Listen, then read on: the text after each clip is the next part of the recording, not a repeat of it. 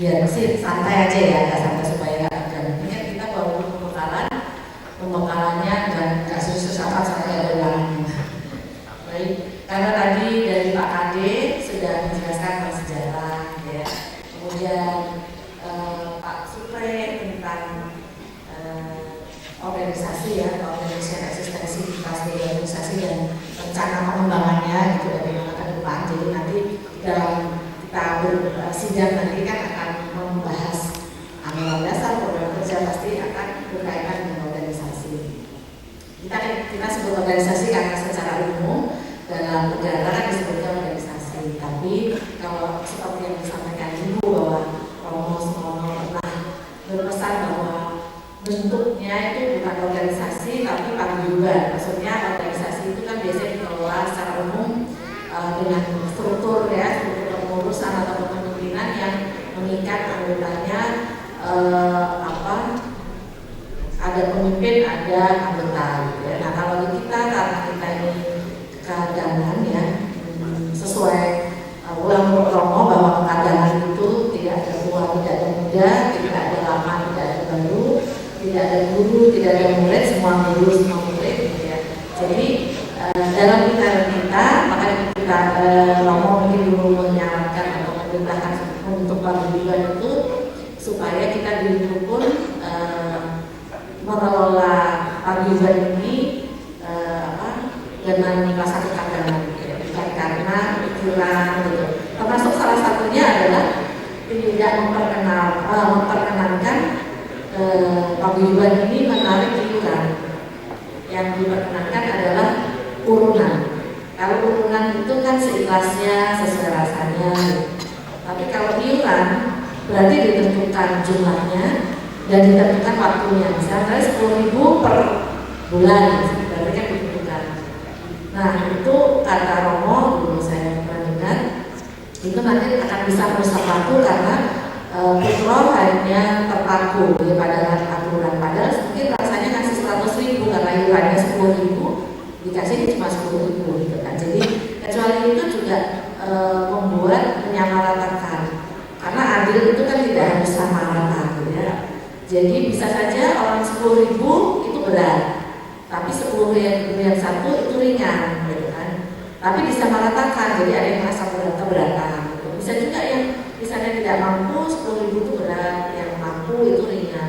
Bisa saja yang mampu 10.000 itu berat, karena buat dia merasa terpaksa, kenapa harus diurangi. Tapi bisa juga yang tidak mampu 10.000 itu dia berikan dengan keikhlasan karena dia merasa senang bisa menyumbang paguyuban. Jadi, nah itu nanti akan membuat kita jadi terpaku pada itu. Namanya belum meminta kita itu urunan. Kalau urunan berarti keluar dari hati karena keikhlasan. Baik, saya nggak satu baca di belakang itu. Kemudian saya dapat tugas untuk menyampaikan terkait bagaimana peran kabupaten pada khususnya itu dalam kehidupan di lingkungan luar ya, bukan di internet. Tapi kita sudah internet bagaimana kita bersama dengan kepercayaan lain, mempunyai peran bersama kepercayaan lain maupun dengan masyarakat ya, dalam kehidupan berbangsa dan bernegara. Nah, seperti tujuan kita untuk kabupaten itu apa sih sebetulnya dulu Romo? Kan karena kata Pak Kade tadi, karena adanya Sabdo Mencoloko ya, atau Sabdo dari Romo yang tertulis dengan huruf Mencoloko. Jadi bukan memaknai Sabdo Mencoloko itu seperti mungkin paham-paham lainnya. Oh itu artinya apa, coloko artinya apa, tapi ini tuh tertulis dalam sudah terbaca yang tadi disampaikan Pak Kade. Jadi bagaimana bentuk ngakoninya? Jadi Romo itu tidak menuntut kita ngakoni secara pribadi-pribadi. Ternyata Romo itu secara kebersamaan meminta kita ngakoni secara bersama di dalam paguyuban ini. Kenapa? Karena mungkin juga pengalaman Romo, itu analisa saya ya, bisa saja salah.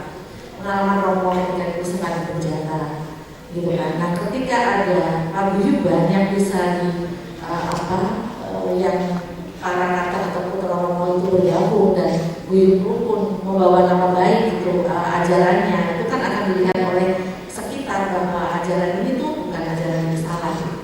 Itu akan membawa nama baik juga Romo semua yang dulu pernah sore misalnya. Jadi dengan berburu mungkin itu akan menjadi lebih baik daripada kita sendiri-sendiri. Bahwa lakunya laku secara pribadi, makanya disebut laku pribadi, laku kita itu pribadi. Tapi ketika kita ngakoni, ya sebaiknya kita bersama-sama, karena itu akan menguatkan. Ya, nah, karena kita kemudian membentuk paguyuban, tentunya punya tujuan, ya kan? Salah satu tujuannya misalnya kita adalah melestarikan palingan dan wangkluk. Nanti sebutan palingan dan wangkluk mungkin banyak yang masih awam gitu. Jadi kita menyebut lagu Kasamuran Kinanten sama Mijil, Manunggal sama Mijil ini itu kan yang pajak gaib ya, dan pajak gaib atau kunci asma Mijil, Sintir Paling, kemudian ada Pangbai Rogo, Sabar, Manunggal Momalah, terus Nawas Asih, para Mongkolan Sokowai, dan kelas itu apa yang kita sebut sebagai palingan. Jadi kita diberi kan oleh Romo, diparingi gitu ya, palingan. Ulang roh itu ada penjelasannya. Apa sih kunci itu? Kemudian beliau memberikan ulang roh, dan itu kita sebut ulang roh. Gitu kan. Terus, nah kita tujuan kita dalam rangka kita ngakoni, buktinya apa kita ngakoni putra romo? Ya kita berarti kan menjalankan, menghayati, kemudian melestarikan supaya ini bisa dijalankan oleh yang lain. Kalau kita menjalankan mendapatkan ketentraman, tentunya kita ini juga misalnya orang yang sedang galau gitu atau sedang gak tentrem, kemudian bisa juga mendapatkan ketentraman. Nah, tujuannya tentunya kita melestarikan kemurnian. Kalau kenapa kita paguyuban ini selalu mengutamakan kata kemurnian gitu, emangnya ada yang gak mungkin gitu. Nah, memang kita Kapribadi itu melestarikan kemurnian ini dalam arti kan ada acara yang tadi ya, ada paguyuban rokok itu dijalankan sesuai apa yang beliau sampaikan melalui ulang-ulang. Jadi karena di luar Kapribadi tentu banyak paham-paham yang berbeda. Nah, mungkin ada yang misalnya mungkin saya dengarkan di sini kok yang sini jelasnya seperti ini, yang ini jelasnya kok seperti ini, kok beda-beda gitu, gimana gitu. Nah, dalam hal ini Kapribadi itu menjaga kemurniannya. Jadi yang kemudian sudah kita paparkan di Kemendikbud waktu itu. Jadi karena kita diminta menginventarisasi paguyuban ke pemerintah dengan menyampaikan ajaran seperti apa sih kepada dari kementerian maupun tokoh agama, tokoh akademisi gitu ya. Nah kita waktu itu Pak Yono terpaksa harus menuliskan, kan memang selama ini tidak ada tulisan ya, karena kita dari Romo juga secara lisan ya, tapi karena permintaan pemerintah kemudian mencoba menuliskan yang yang mungkin tidak bisa memuaskan semua kadang, mungkin ada sepuh yang mungkin juga pernah mendengar dari Romo, tapi tidak, kalau saya lihat beliau menuliskan itu karena beliau sudah menggali dari Romo Sumono sepanjang dari sejak tahun 58 ya, Tawayan itu dari 58 Kiai Putro kemudian sampai meninggal ya tentunya.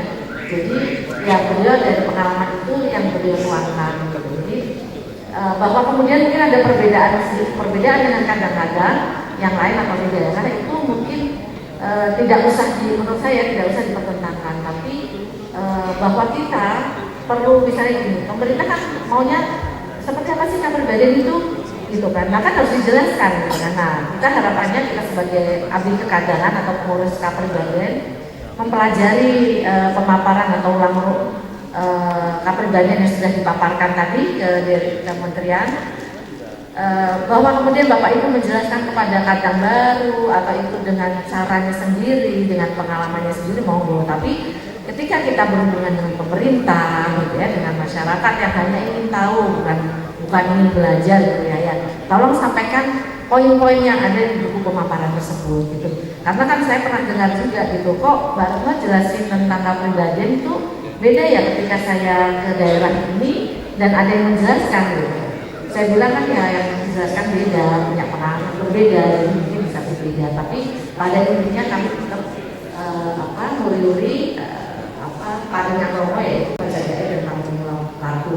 Saya seperti itu. Jadi mungkin para abdi kekadangan perlu juga membaca buku pemaparan gitu ya, untuk sebagai kita tahu karena buku pemaparan ini dibuat supaya mudah dipahami.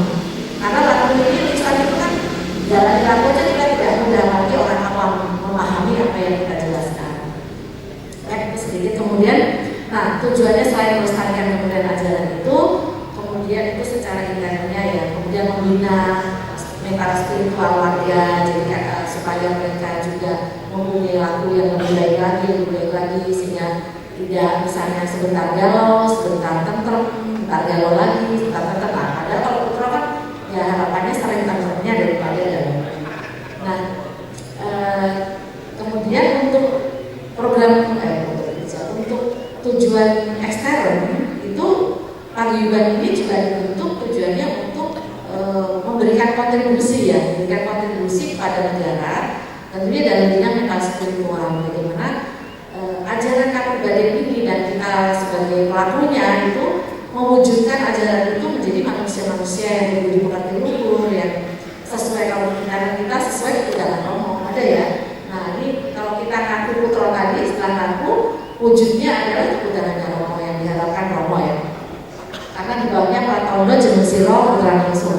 Jadi kalau kita masih belum bisa seperti ini ya, belum benar-benar jadi putra Ningsur atau putra sejati ya, masih ngaku putra. Saya ini masih ngaku putra karena belum tahu apakah mungkin masih ada yang sakit hati, pernah sakit hati sama saya, mungkin ngomong saya agak ketus gitu ya, atau menyakiti, jadi belum bisa jadi putra yang sakuni-uninya yang makin ya. Nah kemudian dalam kegiatan ekstern tersebut, sebentar saya agak nge-lag sedikit ya, soalnya nggak sebentar. Nah ini di ekstern itu bagaimana kita meningkatkan mental spiritual dan kesejahteraan mengenai kepercayaan dan terwujudnya pembangunan manusia Indonesia seutuhnya untuk mencapai tujuan nasional. Jadi kita berada ini bukan hanya setelah kita melakoni tentrem bukan untuk diri sendiri, tapi bagaimana ketentraman kita itu kan bisa menenteramkan sekitar kita, apalagi kalau bisa menenteramkan bangsa juga atau dunia ya. Karena kata Romo dulu kan laku ini bukan laku ini untuk manusia hidup sedunia ya. Kalau bahasa Jawanya itu kan laku ini kan wong urip sak jagat gitu ya. Jadi kalau kita memang sebagai penghayat bisa jadi sesuai kebutuhan Romo, tentunya kita bisa juga turut serta menciptakan perdamaian itu atau kedamaian ya. Atau kalau bahasa kerennya di Jawa itu memayu hayuning bawana. Jadi bagaimana kita bisa ikut serta dalam memayu hayuning bawana. Nah kemudian juga ada terwujudnya hubungan dan kerjasama yang harmonis antara sesama penghayat kepercayaan, antara kita kapribadian, misalnya Sapodarmo, Semarang misalnya ya, atau dengan Aji Saka gitu. Nah itu bagaimana kita bisa menjalin kerjasama yang harmonis. Kemudian juga bagaimana bisa terjaminnya segala aspek kehidupan penghayat dalam kehidupan bermasyarakat dan berbangsa. Jadi kenapa? Karena itu kan juga Romo kan hukum, kemudian dalam katakan ajarannya sesat. Itu kan artinya tidak terjamin ya kehidupan kita, gitu. Karena kemudian kita dilarang. Tapi kemudian setelah tidak dilarang ada peraturan perundangan, ternyata tidak semua masyarakat bisa menerima atau pemerintah lokal tidak menerima. Jadi di sana boleh, di sini dilarang. Gitu. Nah, bagaimana kita juga mempunyai peran serta dalam kehidupan ini berbangsa bernegara membangun keharmonisan bersama itu. Jadi bagaimana kita berjalin dengan lintas agama, berjalin dengan masyarakat setempat, misalnya RT RW kelurahan gitu ya, atau jadi kita harus memberikan kontribusi. Jadi jangan sendiri aja tak lakukan dewe lah gitu. Tapi bagaimana kita mempunyai peran di lingkungan kita.